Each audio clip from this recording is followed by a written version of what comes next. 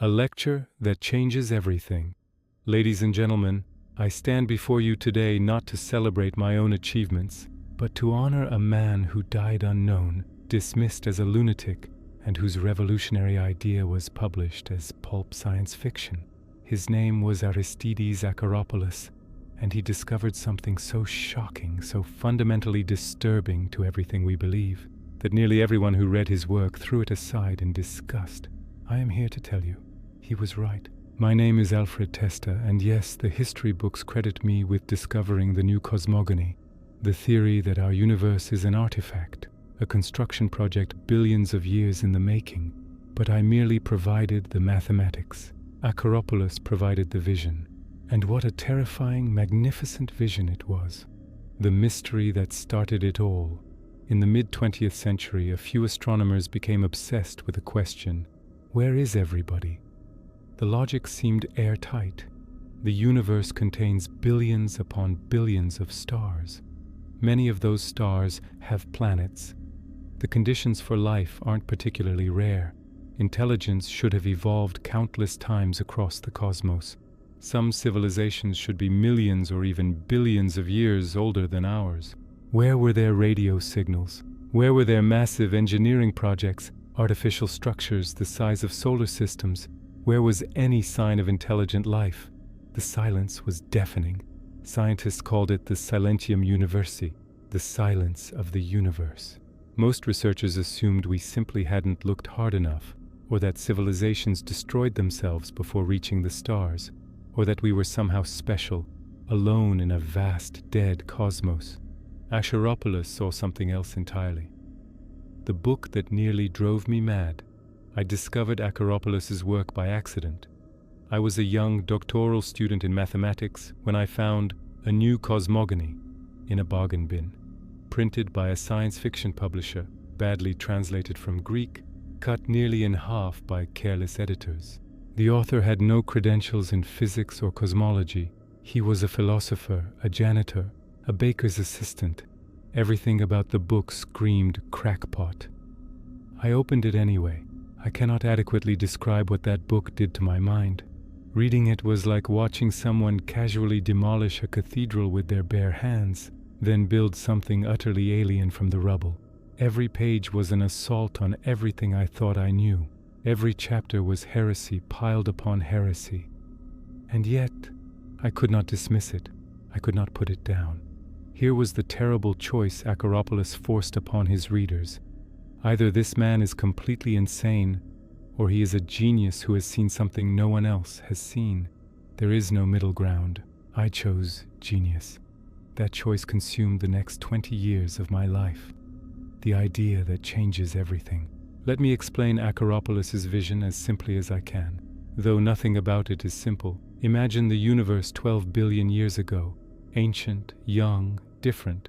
Matter behaved differently in different regions. The laws of physics weren't uniform. Space was a patchwork quilt of varying physical principles, each region operating under its own bizarre rules. In a few of these regions, the conditions happened to be right for life. The first civilizations emerged, separated by unimaginable distances, each completely alone, each thinking itself the only intelligence in existence. These civilizations grew. They mastered their environment. They learned to manipulate matter and energy. And eventually, after millions, perhaps billions of years, they learned to do something we can barely comprehend. They learned to modify the laws of physics themselves, not just to use physics, to change it.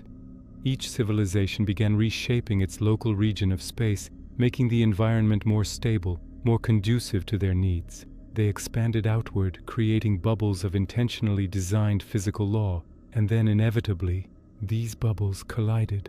The cosmic war nobody remembers. Picture it.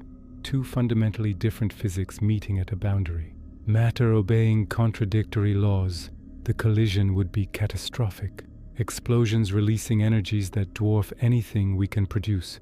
Reality itself tearing at the seams. For a long time, each civilization thought they were fighting against natural chaos, against the random convulsions of a young universe. They didn't realize they were actually fighting each other. couldn't realize it because they had no way to communicate across the barrier of incompatible physical laws. But gradually, over eons, they figured it out. They were not alone. They had neighbors, and they had been unknowingly at war with those neighbors for millions of years. The game begins. Here's where Akropolis's insight becomes truly brilliant. These civilizations faced an impossible problem. They needed to cooperate, but they could not communicate. Any message sent from one physics zone to another would be garbled beyond recognition or simply impossible to transmit. They were like ships in a storm, unable to coordinate yet needing to work together to survive. So they did the only thing they could. They made their cooperation into the structure of reality itself. Think about a simple principle. If you're in a lifeboat during a storm and you see other lifeboats nearby, you all start pouring oil on the water to calm the waves. Nobody needs to discuss this. Nobody needs to coordinate. Everyone just does what obviously helps everyone. The ancient civilizations did the same thing, but on a cosmic scale. They each began transforming their local physics toward the same stable configuration. Not because they agreed to do so, they couldn't agree, couldn't even speak, but because the logic of their situation demanded it. Like chess players who've never met, but who all recognize the same good opening move. Slowly, over billions of years, the patchwork universe became uniform. The laws of physics became the same everywhere. The universe became homogeneous, isotropic, predictable. We call this the natural order of things. Akropolis called it the early stage of the game. Why the universe is the way it is. Everything about our universe, everything, makes sense when you view it as a purposeful construction designed to stabilize cooperation between ancient, incomprehensibly advanced civilizations. Why does the universe expand? To keep new civilizations like us far apart, preventing us from forming local coalitions that could disrupt the established order. Why is there a speed limit? The speed of light. To prevent any single player from gaining an information advantage. In a universe without a speed limit, whoever had the most energy could know everything fastest and dominate everyone else. The speed of light is a built-in fairness rule. Why does time only flow forward? Because if you could reverse time with enough energy, you could undo your opponent's moves. Irreversible time prevents this kind of warfare. Why is the universe structured hierarchically? Particles into atoms, atoms into molecules, molecules into stars, stars into galaxies, so that the players can make changes at one level without destroying everything. You can tinker with atomic physics without necessarily breaking chemistry or biology. It's a safety feature. Every fundamental property of our cosmos serves a purpose in the game. The strategic silence. Now we come to the answer to our original question. Where is everybody? The players, these ancient civilizations, maintain absolute silence. Not because they've died out, not because they're hiding, but because silence is a fundamental rule of the game they created. Think about it. If the players could communicate freely, they could form alliances, conspiracies, power blocks. The game would destabilize. So they designed the universe to make strategic communication impossible. The distances are too vast. By the time any message arrives, it's hopelessly outdated, strategically useless. But there's another reason for silence, and this is where my own work comes in. The players are still working, right now, today. The universe under construction. When I turned Akropolis's philosophical vision into rigorous physics, I discovered something he could only guess at.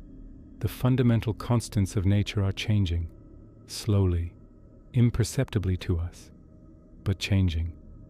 Boltzmann's constant, which governs the increase of disorder in the universe, is decreasing. The trend toward chaos is being deliberately weakened. The micro-world, the realm of quantum particles, is currently the main construction site. The players are down there, in the foam of reality itself, making revisions to the source code of existence. They don't want us to know. They don't want us interfering, so they maintain their strategic silence, working in a domain so small and strange that we can barely study it, let alone manipulate it. How long will this construction phase last? My estimate At least another 100 million years. What are they building toward? We don't know.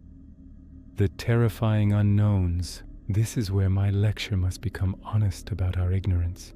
We can reconstruct the logic of the game, the moves that make sense given the structure of the universe. But we cannot know the minds of the players. We cannot know their goals. Some theorists believe the players are making the universe more friendly to life, reducing entropy so that intelligence can flourish everywhere. A beautiful idea, the cosmos evolving to become one vast mind. Others suggest the players are locked in subtle conflicts, that Earth sits in a contested zone where different factions are competing. Some think the players themselves no longer exist, that they handed control to self-perpetuating machines billions of years ago, and these cosmic automata now execute programs whose original purpose has been forgotten. Still others propose something darker, that the players, in remaking the universe so radically, are erasing their own memories of what came before. That creative omnipotence and historical memory cannot coexist. That the game runs in vast cycles, each cycle ending in collapse and rebirth. We simply do not know what this means for us. We are children playing in a construction site the size of the observable universe. The stars above us, the atoms within us, the laws that govern cause and effect, none of it is natural in the way we imagined. All of it is artificial, the product of intentional design by beings we cannot communicate with, cannot find, can barely conceive of. We live in a palimpsest, a manuscript written over many times, layers of reality stacked upon layers, with the deepest layers now unreadable, and we are utterly powerless. If we tried to match the energy the players use in their work, we would need to multiply our entire civilization's output by 10 billion times. Yet in this powerlessness, there is a strange comfort. The players, for all their might, are not omniscient gods. They too are limited. They too face constraints. They too make moves without knowing all consequences. We are all, every intelligence in the cosmos, parts that do not fully know the whole, the fate of Acropolis. The man who saw all this first, who intuited this staggering truth without mathematics, without instruments, through pure philosophical insight, that man died unknown and unrecognized. Aristides Acropolis worked as a janitor in the same university where he'd earned his doctorate. He carried water, he baked bread. He never spoke to anyone about his vision, knowing it would be dismissed. When a science fiction publisher offered to print a butchered version of his book, he accepted, like a castaway throwing a message in a bottle into the sea, hoping someone someday might find it and understand. I was that someone, and now I have given you this knowledge. Make of it what you will. Is this theory true? Will it someday be replaced by something even stranger? I think of what my teacher Ernst Ahrens said when I first showed him my calculations. Maybe it is not a theory. Maybe it is a blueprint. Maybe it will all come to pass someday just so. Perhaps we are not discovering the game. Perhaps we are even now beginning to learn how to play it. Thank you.